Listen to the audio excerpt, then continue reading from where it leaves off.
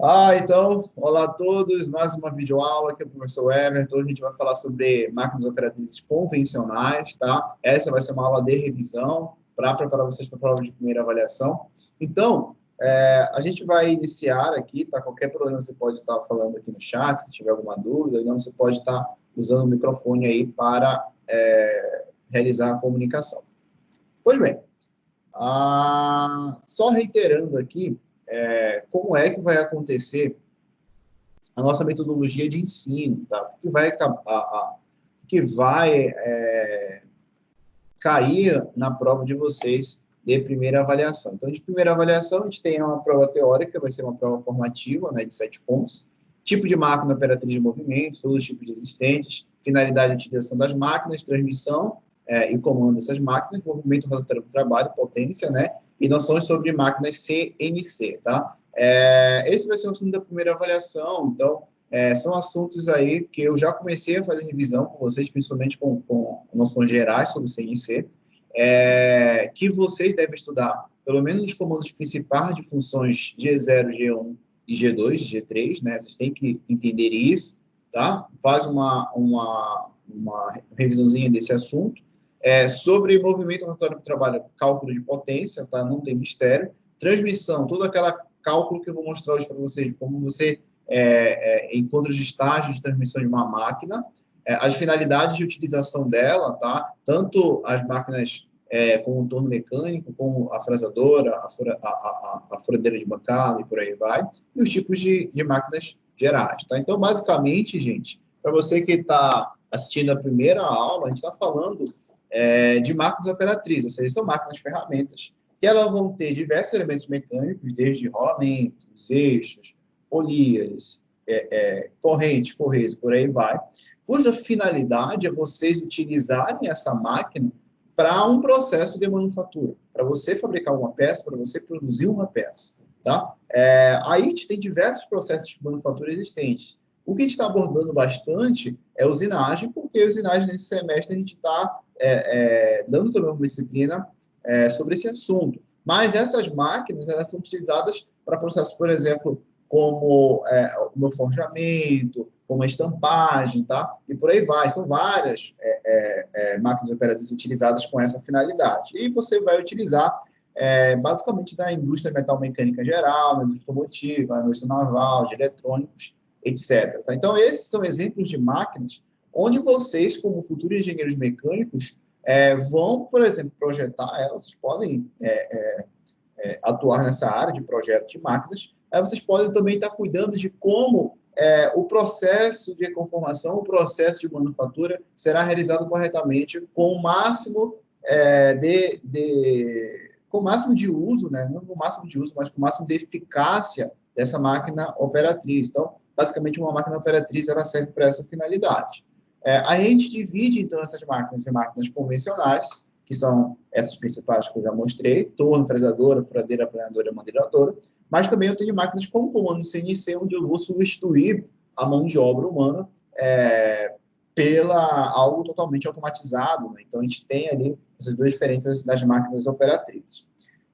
As máquinas operatrizes convencionais, como eu já havia falado, são aquelas que necessitam de um operador humano, tá? Para você realizar a sua manufatura, produzir a sua peça. E as máquinas CNC são aquelas onde eu, através de, principalmente, servomecanismos, consigo ali fazer com que elas executem aquela função de forma autônoma, tá? E é claro que eu vou ter que ter sempre um operador, tá? Operando essa máquina, programando essa máquina para ela estar executando o que eu quero, tá? Então, aqui, tem uma foto comigo aí há alguns anos atrás, que eu não lembro, tá? Operando um torno CNC. Na verdade, isso aqui é um centro de usinagem, né? Ele faz diversas operações, tanto o torneamento, fresamento, furação e por aí vai. Pois bem, essa parte de comando CNC eu já fiz revisão com vocês na aula passada, tá? E vou começar classificando. Então, a gente sabe que a gente tem máquinas convencionais, são aquelas máquinas que vão depender que o operador execute algo. A gente tem as máquinas especializadas ou automáticas, que elas são mais versáteis, tá bom? E elas têm algumas operações que deixam aquele processo um pouco mais simples, mais rápido, mais barato. gente tem um exemplo muito claro, que é um exemplo que eu vou mostrar para vocês no vídeo daqui a pouco, um exemplo de uma máquina que tem um torno mecânico que tem um avanço automático. Então, é algo que eu posso estar utilizando. Eu tenho máquinas com apenas comando numérico, sem ser um comando numérico computadorizado, ou seja, eu posso ter programação através de fitas perfuradas ou magnéticas, isso é muito antigo, tá, gente? Mas tem máquina que utiliza esse princípio. E o queridinho aí são as máquinas CNC, tá? Onde, através de uma linguagem de programação, ela vai estar executando o que eu desejo, tá? Movimentos. Toda máquina, ela dispõe de movimentos, tá? Diferentes. Isso foi uma atividade que nós fizemos em sala. Mas que eu vou reforçar aqui para vocês, caso vocês sintam a necessidade, por exemplo, de se aprofundar mais ainda nisso. Então, a gente sabe que toda a máquina operatriz ela tem 3 movimentos principais, que é o movimento de corte, o movimento de avanço e o movimento de penetração. Junto, esses movimentos vão possibilitar com que aquela peça seja fabricada. Então, eu peguei aqui e mostrei um exemplo. Isso aqui é um torno, né? Então, eu tenho aqui a minha ferramenta, eu tenho um movimento de corte, ou seja, o movimento principal que vai permitir que esse material seja cortado, tá? Então, que movimento seria esse? Seria um movimento rotatório aqui da minha peça, que está presa à minha placa, onde, através desse giro, eu vou possibilitar o corte. Então, esse é o movimento de corte existente nessa máquina. O 2 aqui seria o movimento de avanço, o deslocamento longitudinal aqui que eu tenho essa peça. E o 3, o movimento de penetração, ou seja, o deslocamento transversal que eu tenho, que vai determinar a minha profundidade de corte naquela minha peça. Então, os movimentos principais aí, ó, cada máquina vai ter movimento diferente, tá? Então, por exemplo, o que a gente pode ter de diferente de uma máquina como um torno mecânico, que é uma máquina sendo representada com esses movimentos, para uma máquina de fresadora, uma fresadora, por exemplo. A gente sabe que na fresadora, a gente tem 2 diferenças principais, assim, digamos assim. A gente pode falar que o que possibilita o movimento de corte é você prender a sua peça na sua máquina, tá? Então, o que acontece é que quem vai estar em movimento aqui, ó, é a minha ferramenta. Quem vai executar, quem eu vou estar movimentando é a minha ferramenta. Já na minha fresadora, acontece o contrário, tá? A ferramenta, ela fica presa e eu vou movimentar a mesa com a peça embaixo. Então, a gente tem que ter essa noção aí, ó, de como eu vou movimentar a minha máquina para estar executando o processo de manufatura, tá? Pois bem, quais são as operações básicas que eu vou ter em cada uma dessas máquinas? São essas que eu estou apresentando agora. Então, eu vou ter, por exemplo, num torno mecânico, eu posso fazer, como está sendo mostrado aqui, o torneamento externo, quando eu deslizar a minha ferramenta longitudinalmente sobre a peça. Então, esse vai ser um torneamento externo. Se eu fizer esse mesmo movimento longitudinal, só que com uma outra ferramenta posicionada internamente da minha peça, eu vou ter um torneamento interno. Eu posso fazer o que nós chamamos de sangramento também com esse meu torno, que é quando eu abro canais aqui, ó, nessa região aqui da minha peça. Estou sangrando a peça. Eu posso fazer o faceamento, que é quando eu desloco aqui a minha ferramenta, geralmente do centro até a periferia, justamente para você, como eu posso falar, alisar ali, deixar a superfície com algo bem plano, algo bem reto, sem caminhos de rugosidade elevados, tá? Então, estou faceando a minha peça. E eu posso também fazer o rosqueamento, tá? Quando eu vou abrir rosca, né? Fazer rosca de parafuso, por exemplo, eu posso estar fazendo isso. O que vai mudar nessas minhas operações é como eu vou colocar a minha ferramenta aqui, dos meus carros, né? A minha torre lá, Torre Castelo, e também o tipo de ferramenta, né? Então, cada ferramenta, para cada uma dessas operações, você vai utilizar ferramentas diferentes, em ângulos diferentes também, isso vai de cada operação. Essa parte aí de como você vai estar executando cada uma dessas funções no torno, a gente vê geralmente em práticas de oficina. Pois bem, aí aqui os movimentos, né, que eu devia comentado. A gente tem o mandrilamento, né? Então, o mandrilamento é uma operação também de fabricação mecânica, de usinagem, com a ferramenta monocortante. O que acontece, o que diferencia cada uma, o que diferencia o mandrilamento do torneamento, é que se eu for analisar, o que vai girar no mandrilamento aqui vai ser a minha ferramenta. O que gira aqui no meu torneamento é a minha peça. Então, essa é a principal diferença entre os dois processos, embora esses processos sejam processos que utilizem ali ferramentas monocortantes. Deixa eu ver se eu acho um vídeo. Poxa, acho que eu não tenho vídeo aqui, mas deixa eu só pegar aqui um vídeo para lembrar vocês, não sei se vocês se lembram, não sei se eu tenho aqui em usinagem. Bora ver se tem usinagem. Aqui, ó, mandrilhadora. Então, aqui, ó, no mandrilhamento, na minha mandrilhadora, né, eu vou ter basicamente um movimento ali circular, tá?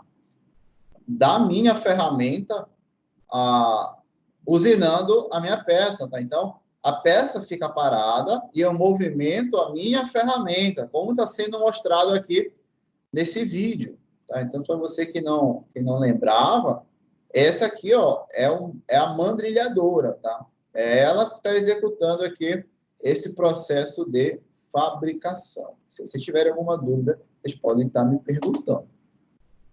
Pois bem, o que eu posso fazer na mandrilhadora? Né? Eu posso fazer um mandrilhamento cilíndrico, que é aquele quando eu vou deslocando um perfil cilíndrico ali, tá? Uma tubulação, por exemplo, eu posso estar executando com essa máquina-ferramenta, essa máquina operatriz. Algo radial, quando eu estou deslocando aqui no raio da minha peça, tá? Então, eu posso estar fazendo isso. Então, repare que ela fica um pouco mais na parte externa, tá? E o cônico, quando eu quiser fazer algo com uma superfície de conicidade aqui. Então, eu posso fazer essas operações com a mandrilhadora. Eu vou ter também a minha fresadora, e essa fresadora, ela pode ser a fresadora que nós chamamos de vertical ou horizontal, né?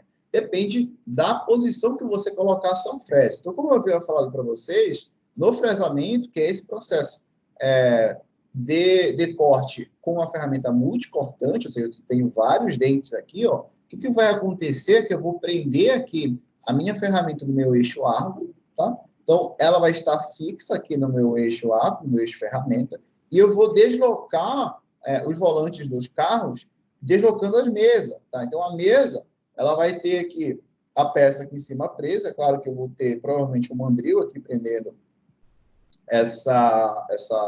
mandril não, desculpe, o que chamam de, fugiu a minha mente agora, o nome dessa ferramenta, que a gente prende lá, que as pessoas chamam de torno, mas não é torno mesmo. Enfim, eu vou prender aqui a minha peça aqui em cima, tá? E vou deslocar a minha mesa, tá? Minha morsa. É na mostra, professor? É isso, na morsa. Está precisando lembrar agora, fugiu da minha cabeça. Aí, vou deslocar aqui a ferramenta em direção à ferramenta, e esse fresamento ele pode ser tangencial ou frontal. Tá? Tangencial periférico, a fresa ela vai estar em pé, e frontal ela vai estar deitadinha, como está sendo mostrado. Tá? Muito bem. Aí eu tenho também a minha furadeira, né? Nesse caso é uma furadeira de coluna, né? Cujo intuito é você fazer furo, né? E quais são as operações de furação que eu executo? Uma furação em cheio, tá? Que é aquela furação onde eu utilizo todo o diâmetro da minha broca para fazer o furo.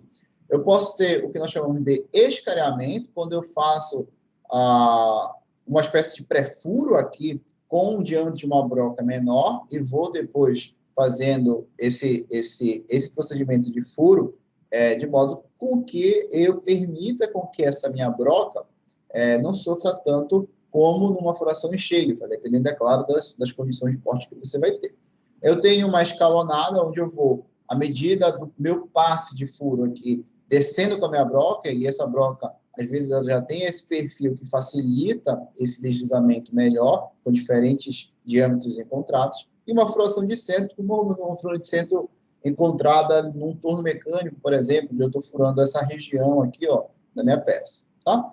Então, de revisão, e por último, né, a gente tem nossa planadora, isso aqui é uma plana limadora, cujo intuito é basicamente você produzir perfis e rasgos de chaveta, né? Então, se você quiser fazer rasgo de chaveta, fazer perfil, tá? Você utiliza essa máquina, que é uma máquina com uma ferramenta monocortante também, só que o deslocamento dela, ela não vai ser um deslocamento com movimento circular, né, com movimento rotatório, vai ser com deslocamento com movimento retilíneo, um movimento linear, tá? Então, esse torpedo aqui de cima dessa máquina, ela vai se deslocando aqui retilineamente, tá bom? E fazendo o processo de manufatura, tá? É interessante, acho que eu tenho um vídeo aqui, de uma fabricação até de uma engrenagem com uma plana animadora. Então, se vocês forem analisar, eu tenho aqui o torpedo, né, aqui em cima, deslocando a minha ferramenta, eu tenho só um dente da ferramenta, e esse movimento aqui, ó, linear, esse movimento retilíneo, fazendo a tua peça, removendo ali o material em forma de cavaco e fabricando o que você deseja, tá? Então, esse vai ser uma aplanadora ou plana animadora, tá? Então, esses são os tipos básicos, tá, das máquinas operatrizes que vocês devem ali se preparar para a prova. Tá bom? Alguma dúvida dessas máquinas? Todo mundo já lembrava direitinho aí delas?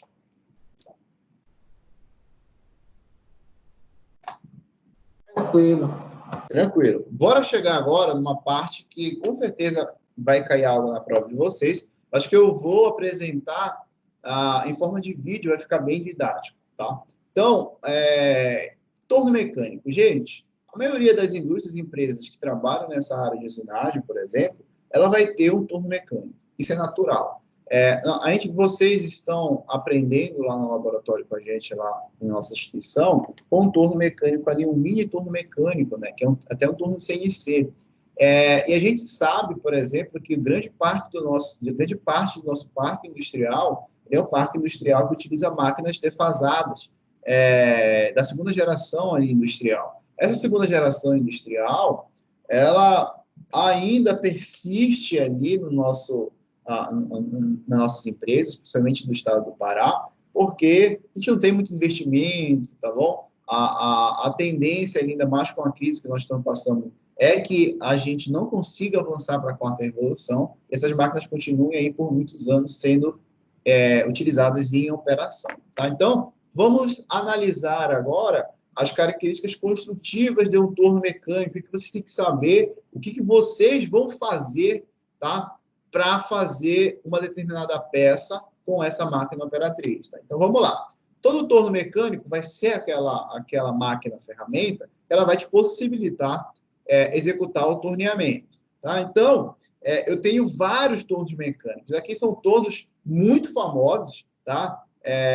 Principalmente da fabricante Nardini, que você vai encontrar bastante, são tornos que você vai encontrar durante o seu exercer de sua atividade profissional, se você for trabalhar nessa área de manufatura. Então, primeiro torno mecânico é o torno mecânico paralelo, ou torno mecânico universal, que é esse carinha aqui, ó, onde você vai fabricar peças principalmente de pequeno diâmetro, tá? Só que eu posso ter grandes comprimentos dependendo desse comprimento desse barramento, né? Então, eu posso estar fabricando peças de pequeno diâmetro, porque eu vou ter essa abertura dessas minhas castanhas, eu já vou falar para vocês o que seria isso, tá?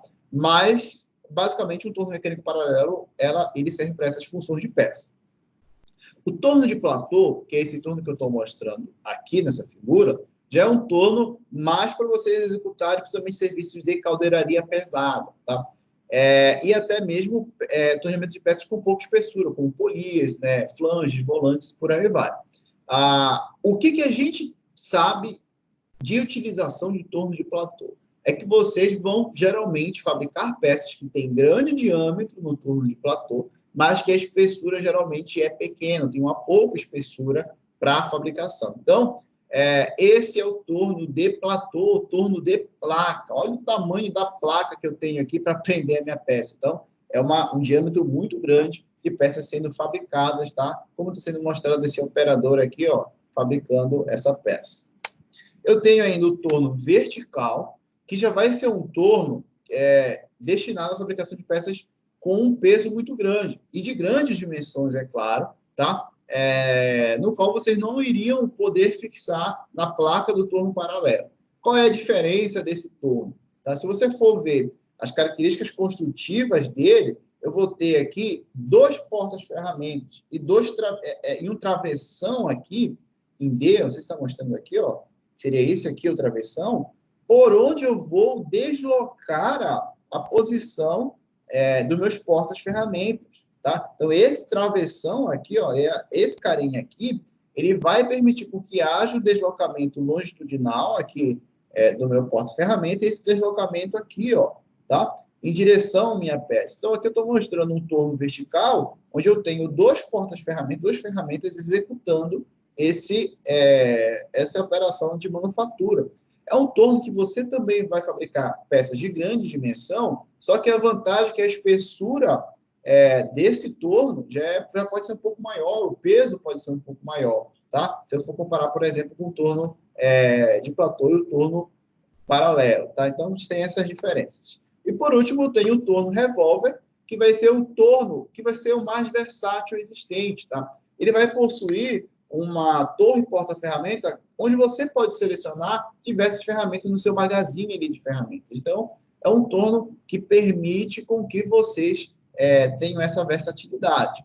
Onde vocês vão aplicar isso? Em peças pequenas, tá bom? Cujo intuito é você estar obtendo uma maior produtividade, uma maior rapidez no teu processo, tá? Então, basicamente, ele vai servir para isso, tá? Então, não se esqueçam disso para a prova de primeira avaliação. Mas vamos falar do principal carinha que vai cair na prova de vocês. É o torno mecânico convencional paralelo. Tem gente que chama torno mecânico horizontal, universal, tá? É o mesmo equipamento, é a mesma máquina, tá? Então, vamos lá. Quais são as partes principais, os componentes principais desse torno? Então, aqui, ó, vai ser a minha placa. Então, essa placa vai ser o local onde você vai prender a sua peça. Então, eu vou ter aqui um mecanismo, como vocês lembram, para colocar uma chave para abrir as castanhas, colocar a minha peça e depois prender essa peça com o fechamento das castanhas aqui na placa. Então, essa é a minha placa. O B vai ser o meu cabeçote fixo, tá? No cabeçote fixo ficam as alavancas e manípulos da seleção de rotação da máquina. E a seleção de rotação da máquina é algo que eu já vou apresentar para vocês, tá? Como forma de vídeo. Então, eu peguei aqui, ó, tá? Não sei se vocês dá para ver aí, ó. Todo mundo tá vendo? Essa aqui é a notação, tá, gente? De como eu vou selecionar a minha rotação no meu torno paralelo. Tá? Então, no meu torno paralelo, se eu for analisar, eu tenho diferentes aqui, ó, quadrantes de rotações. Tá? Deixa eu ver se ele tira a mão aqui para mostrar para vocês. Então, eu tenho aqui, por exemplo, 40 RPM, 160 RPM, 630 RPM, 1000 RPM, por aí vai. E eu vou ter, ó, olha aqui, ó, duas alavancas, só tirar aqui a mão dele para eu mostrar para vocês. Acho que agora ficou. Eu tenho duas alavancas aqui, ó, para eu fazer a seleção, tá? Então, o que acontece aqui? Só dar um zoom aqui para vocês verem melhor. Acho que se eu tivesse uma foto disso, ficaria melhor. Aqui, ó. Tá vendo essas posições? Eu vou ter uma posição aqui, outra posição aqui, outra aqui, outra aqui, outra aqui, outra aqui. Então, vamos lá. Como eu vou selecionar a rotação correta do meu torno mecânico paralelo quando eu tiver que manipular essas alavancas? Tá? Então, como é que ficaria? Então, preste atenção. Cada pontinho desse aqui, ele tem que ser, você tem que projetar essa alavanca por pontinho que você deseja. E você vai ter que seguir essas linhas aqui. Ó.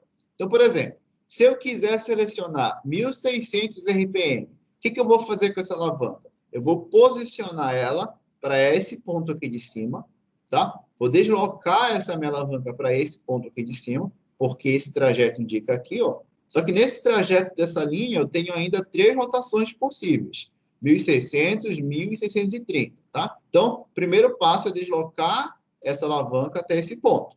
Se eu quiser selecionar 1600, eu vou pegar, então, essa alavanca aqui, ó, e selecionar até esse outro ponto, tá? Então, assim, eu vou estar selecionando 1600 RPM. Todo mundo entendeu isso que eu falei agora? Nesse caso, uma alavanca seleciona a coluna e a outra seleciona a linha. Se a linha, exatamente, tá? Essa primeira alavanca seleciona a coluna e essa segunda alavanca seleciona a linha, tá? E assim você vai selecionar a rotação do seu torno, tá bom? Como é que seriam as posições, por exemplo, para eu selecionar 250 RPM? Tá? Eu deslocaria essa ferramenta, essa alavanca para cá, para essa posição, nessa segunda coluna, e deslocaria essa alavanca para essa posição aqui, ó, para selecionar 250 RPM. E isso que ele vai fazer agora. Ó. Ele vai selecionar, esse é um turno Nardim MS 175S, ó, fez isso, ó, selecionou essa segunda coluna, só que ele tem ainda que deslocar essa alavanca para esse ponto, tá? Então ele vai agora, às vezes essa alavanca pode travar, aí o que tu faz, tá? Tu roda um pouquinho aqui, ó, a tua placa para poder ocorrer o engrenamento lá na tua caixa norte. Então o que foi que ele fez? Deslocou e agora nessa configuração está selecionado 250 RPM. Tá bom? Todo mundo entendeu isso aí?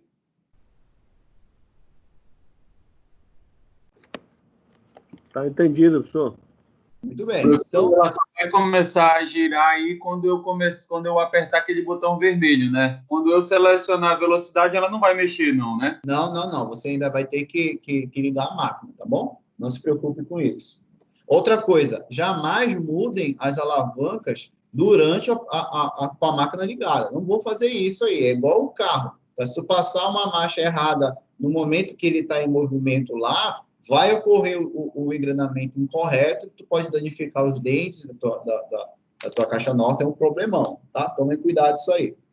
Pois bem, aqui ficaria o cabeçote fixo, ele vai servir para alojar, então, as alavancas da seleção de rotação, tá? Aqui embaixo, tá, da minha máquina, eu vou ter a minha caixa norte ou a minha caixa de engrenagens, ela fica aqui dentro. Só que eu vou ter ainda também o que eu chamo de alavanca de seleção de avanço, para as máquinas que têm avanço automático. Eu já vou mostrar para vocês ali como é que funciona esse avanço automático, vocês vão entender direitinho, tá? Aí aqui eu tenho, o meu F vai ser meu carro principal, se eu movimentar esse volante aqui, ó, ele vai se deslocar nesse barramento. O meu E vai ser o meu carro transversal, tá? Que vai ser o meu carro que vai deslocar transversalmente aqui, ó, tá? Então, tá vendo esse deslocamento aqui que eu estou mostrando? Como se fosse a minha profundidade, seria um deslocamento transversal. Então, portanto, esse é o meu carro transversal. E esse meu carro principal, ele desloca longitudinalmente, como se fosse o meu eixo Z, tá? Lembra do eixo Z e do eixo X? É basicamente isso aí. E em cima do D, eu vou ter a minha torre porta-ferramenta, né? Onde eu vou prender a minha ferramenta de corte. O que eu posso falar ainda para vocês? O G vai ser o barramento, né? Por onde eu vou estar deslocando o carro. H, meu cabeçote móvel. O cabeçote móvel é interessante de você utilizar, principalmente quando tiver peças muito longas, onde tu vai fazer um contrabalanceamento ali da posição dessa peça muito longa, tá? Para impedir com que essa peça sofra deflexões, principalmente, tá? Então, esses são os componentes principais de um torno mecânico paralelo. Aí, como opera isso, vocês já viram comigo na aula prática. Eu tenho que utilizar todos os anéis graduados que eu tenho aqui para movimentando de acordo com as dimensões da minha peça, tá? E assim está usinando corretamente, tá? Então, aqui tem uma outra foto mostrando todos os carros, tá? Então, tem os carros principais, os carros transversais, cabeçote fixo, a minha caixa de avanços, né, com a caixa norte aqui dentro, aqui tem meu cabeçote móvel, tá? Vamos ver como a gente faz o avanço automático, tá? Então, imagine o seguinte, imagine que eu não quero fazer esse deslocamento com o anel graduado manualmente. Eu quero que a minha própria máquina, através do deslocamento com a vara e com o meu fuso aqui embaixo, faça o meu avanço automático com a minha seleção aqui de caixa. Como é que eu faço isso aí na prática? Deixa eu ver qual foi o vídeo que eu peguei. Aqui, ó. Deixa eu só pegar aqui e não enrolar muito. Tá. Ó, aqui já é a minha caixa de avanços. Deixa eu pegar aqui, ó. Ó, então, se vocês forem ver aqui, ó, cada um desses manípulos aqui são manípulos que eu utilizo para a minha caixa de avanço. E cada um desses vai ter uma letra. Vocês já vão entender por que eu vou utilizar as letras, tá bom? Pois bem, aí eu vou ter cada um desses manípulos aqui para você definir, e no final eu tenho uma alavanca numérica, tá? Então, Então, eu vou ter manípulos para letras e a última vai ser a minha alavanca numérica. Tá? Então, vamos ver aqui como é que seria aqui. Ó. Olha que bonitinho. Então, vamos supor que eu queira fazer, olha o que eu estou falando agora, que eu queira fazer um avanço automático de 0,4 milímetros. Qual a posição que eu tenho que colocar lá na minha caixa, nos meus manípulos? O primeiro manípulo tem que estar onde? Na letra C, o segundo manípulo na letra F, o terceiro N, o quarto H e a última alavanca numérica no item 6. Então, se eu fizer essa sequência que está sendo mostrada em cada um desses manípulos, eu vou selecionar um avanço de 0,4 milímetros, ou um passo, né, se vocês estiverem tá executando aí uma rosca, tá? Então, olha lá o que ele vai fazer. Como é que eu vou fazer? Ele vai puxar aqui, ó. Repare que esse manípulo está selecionado na posição P, só que eu não quero essa posição, eu quero a primeira posição na C. Então, ele vai puxar o manípulo e deslocar aqui nesse sentido até a letra C.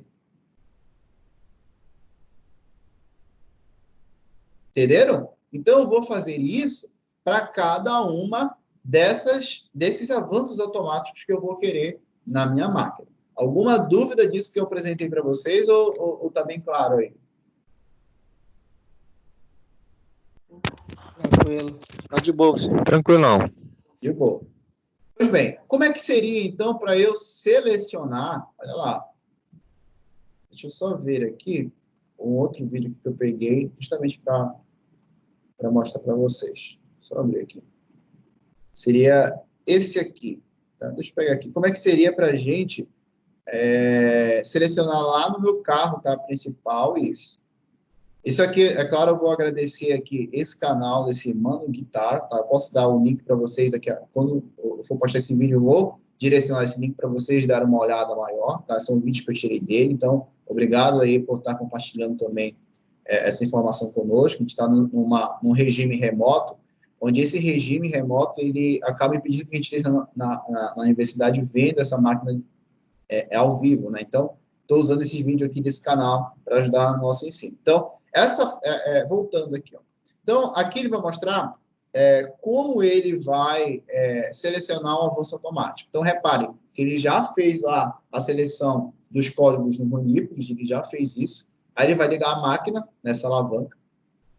Ó, ligou aqui a placa, o torno está girando. Só que eu não estou aqui, ó, com isso aí totalmente pré-determinado. Então, essa alavanca que está sendo mostrada aqui é a minha alavanca do avanço automático. Então, olha lá, essa alavanca aqui, se ela estiver aqui para cima engatada, ela vai dizer que o avanço automático vai ser utilizado.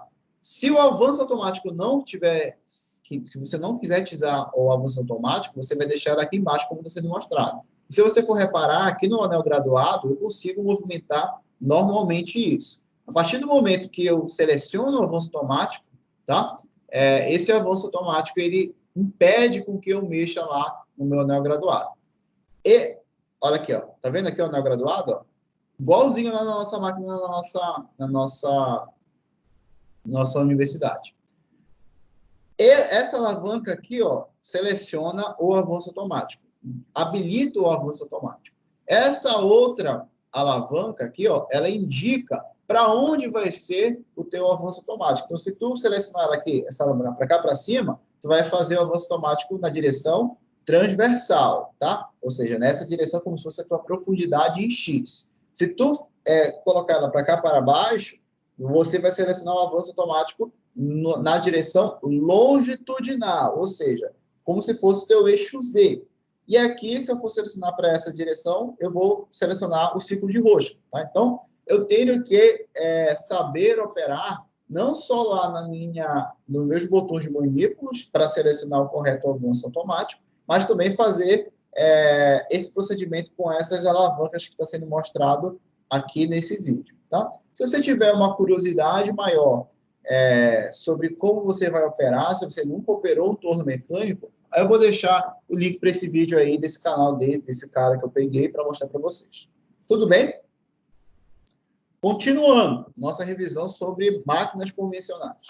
Então, a gente sabe, gente, que os componentes principais são esses. Tá? Então, eu acabei de mostrar como eu seleciono a rotação por minuto da sua máquina, aqui no meu cabeçote fixo, e mostrei como eu habilito o avanço automático na minha caixa de avanço do meu recâmbio aqui embaixo. Tá?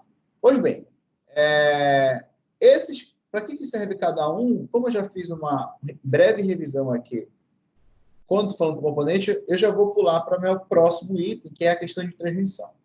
A transmissão de potência nessa máquina operatriz, ela tem um caráter fundamental para você estar usinando de forma apropriada. Então, a gente sabe que aqui dentro da minha caixa de engrenagem, aqui dentro da minha caixa norte, eu tenho diversos elementos mecânicos como engrenagens. Tá? E o objeto de vocês é estudar esses elementos para realizar as transmissões existentes. Tá? Então, vamos lá. Primeiro, toda máquina operatriz ela vai ter potência, ela vai trabalhar com o conceito de potência. Então, máquinas mais potentes vão estar melhorando a tua linha produtiva de alguma forma. Como é que eu calculo esse movimento rotatório para o trabalho, essa potência que eu vou estar utilizando? Eu vou utilizar essas duas equações, a potência de corte e a potência de avanço. A potência de corte vai ser a tua força de corte desenvolvida no processo, vezes a velocidade que tu está aplicando, dividido por 60.000. Essa constante vai te dar em kilowatt. Tá? Então, você pode estar transformando para cavalo-vapor ou para horsepower depois. Potência de avanço, força de avanço vezes a velocidade de avanço pela essa constante que está sendo mostrada.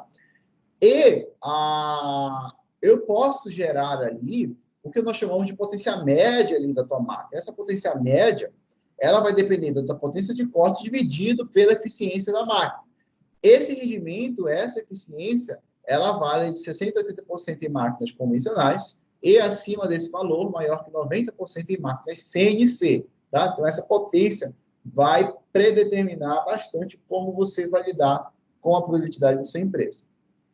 Aqui tem a fórmula geral para a rotação, que é uma fórmula que pode cair na prova de vocês. Na verdade, a probabilidade de cair é muito grande. Como eu calculo a minha rotação? Tá? Eu vou pegar a velocidade de corte, multiplicar por 1.000 e dividir por D vezes π. Vou encontrar a rotação a partir dessa relação. E eu sei que cada material ele vai ter faixas pré-determinadas, nós já vimos disso em usinagem, eu vou entrar em detalhes aqui. Tá?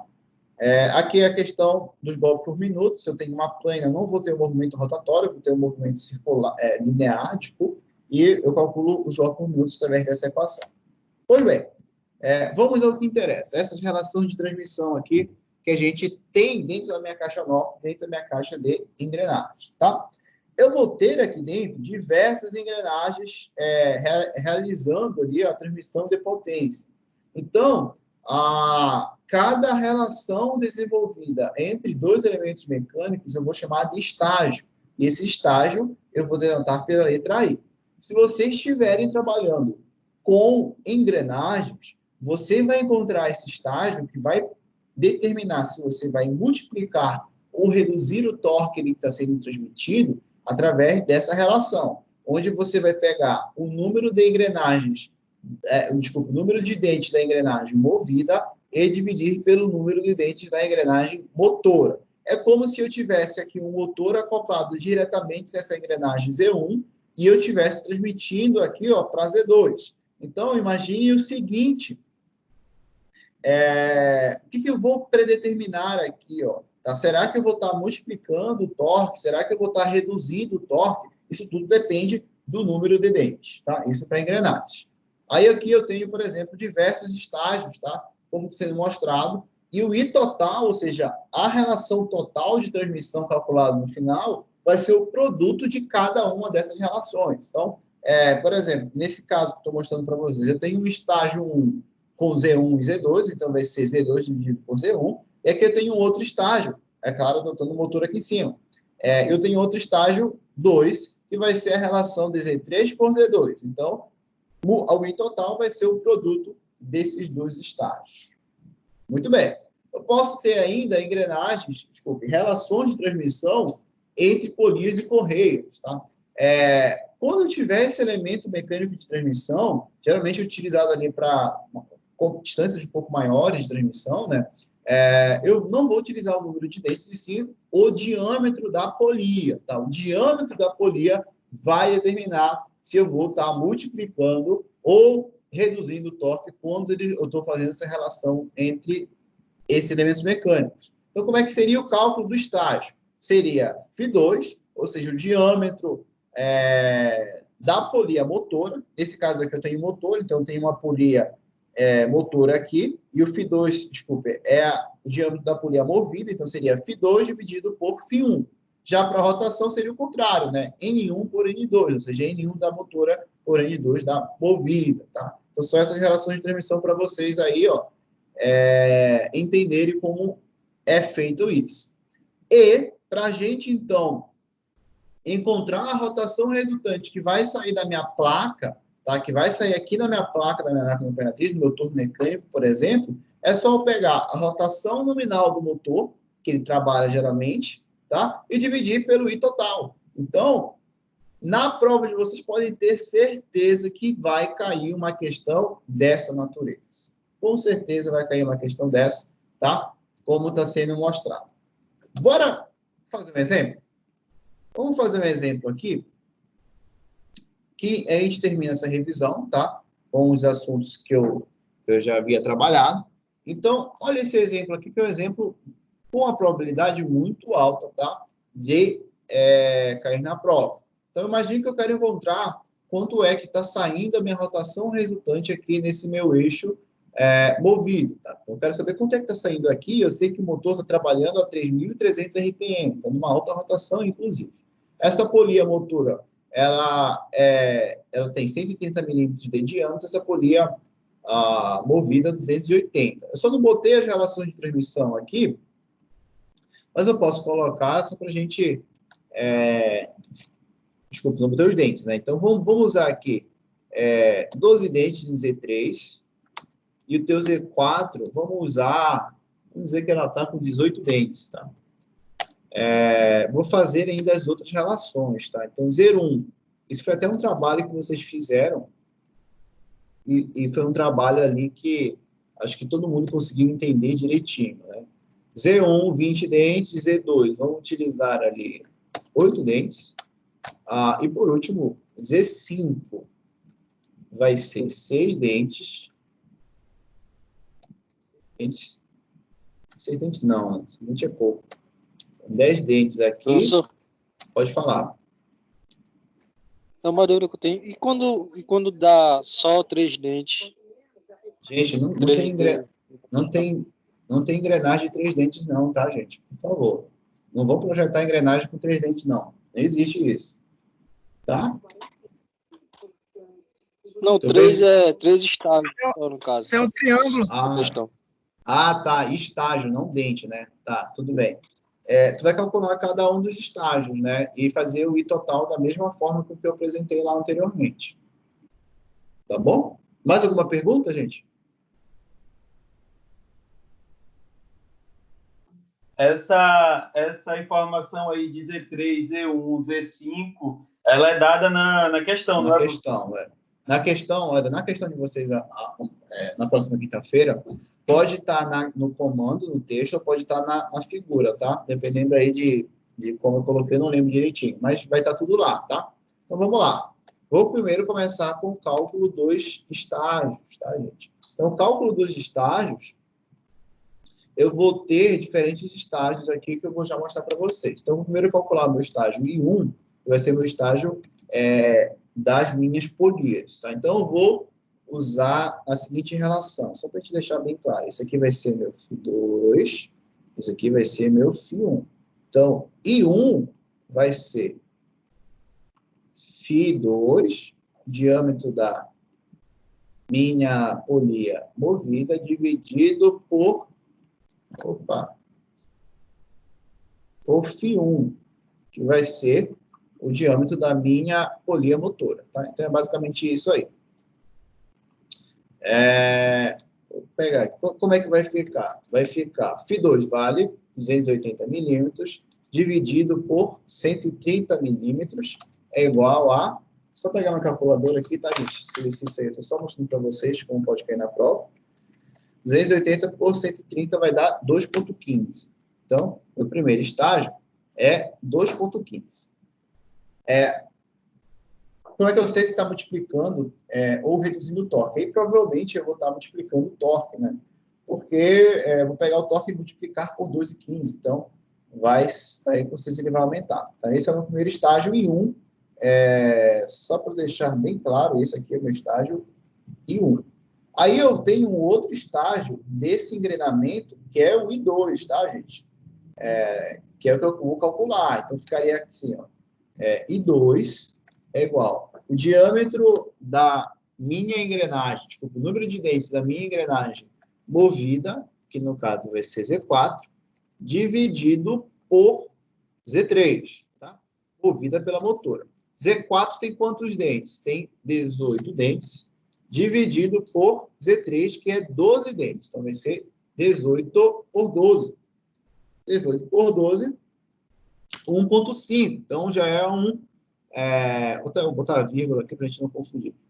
1,15 aqui, 2,15. Então, já é um estágio um pouco menor, tá? Que o da polia. Como é que eu sei, então, o estágio total? Vou pegar I total igual a I1 vezes I2. Então, vai ser 2,15 vezes 1,5.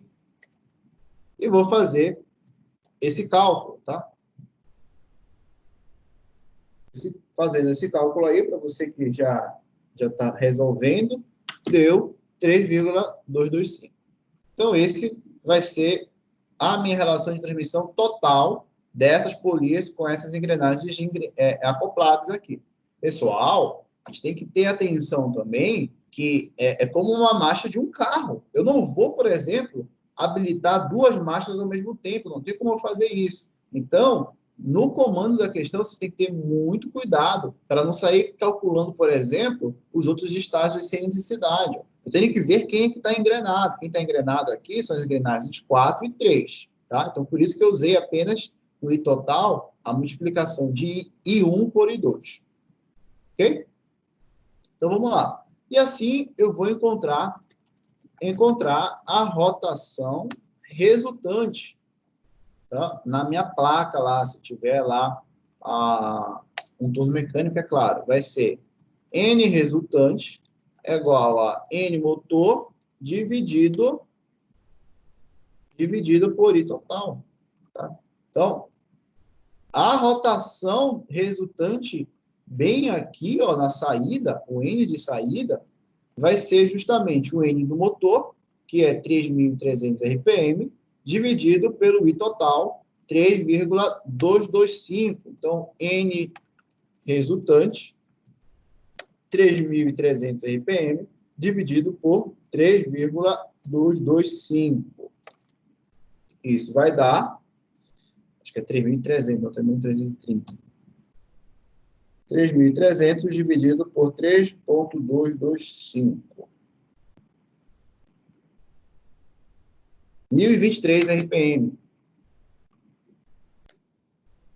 1.023,25 RPM. Tá?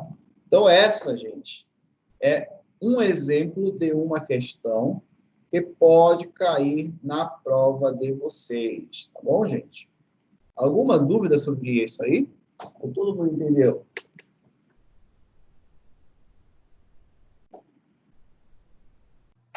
Professor, Pode falar. Tem uma cortada aí no teu áudio. Você vai falar alguma coisa? não, tá de boa. De boa, né? Então é isso, gente. Para a prova de vocês, não tem mistério, tá? Vocês vão estudar isso aqui. Para a parte convencional, é isso que eu apresentei, tá? Não foge muito disso que eu mostrei. E a parte de CNC é aquela parte que está um pouco mais recente, que vocês já vão pegar as revisões das aulas passadas e vão treinar ainda. Eu vou parar a gravação e vou continuar tirando dúvida aqui, tá bom?